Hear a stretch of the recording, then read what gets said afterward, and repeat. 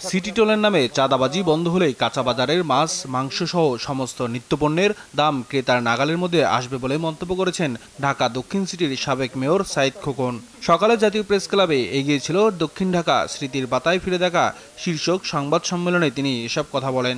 City টোলের নামে যে চাঁদাবাজি, এটা যদি বন্ধ করা যায় তাহলে এই স্বল্প আয়ের মানুষগুলো এই কাঁচা বাজারের জিনিস, শাক সবজি থেকে নিয়ে শুরু করে আমাদের ব্রয়লার মুরগি, আমাদের তেলাপিয়া মাছ কিংবা পাঙ্গাস মাছ, এটা আবার কমানো সম্ভব। এ সময় বর্তমান মেয়রের সমালোচনা করে তিনি বলেন, ডেঙ্গু নিয়ে মেয়র ভুল তথ্য প্রকাশ করেছে। কাদা ছড়াছড়ি বন্ধ করে ডেঙ্গু মোকাবেলায় একসাথে কাজ করার আহ্বান জানান তিনি।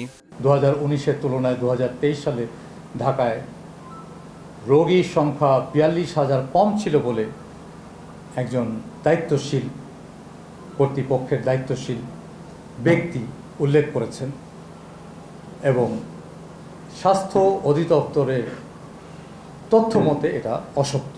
বর্তমান মেয়র সফল না ব্যর্থ রাজনৈতিক সীমাবদ্ধতার কারণেই এ নিয়ে কোনো মন্তব্য করতে চান না উল্লেখ করে সাবেক মেয়র বলেন, বিচারের ভার জনগণের। উনি আমাদের সমর্থন, আমাদের দলীয় সমর্থনে নির্বাচিত একজন মেয়র। আমি কেন্দ্রীয় কমিটির সদস্য, আমি আওয়ামী লীগ মনোনীত সংসদ সদস্য, আমার লিমিটেশন রয়েছে। আর ডেঙ্গু নিয়ন্ত্রণে যে কোনো ধরনের সহযোগিতায় এগিয়ে আসার প্রত্যয়ও জানান সাইদ খোকন। আমরা তাদেরকে সহযোগিতা করতে চাই। নিয়াজ মোর্শেদ, দেশ টিভি, ঢাকা।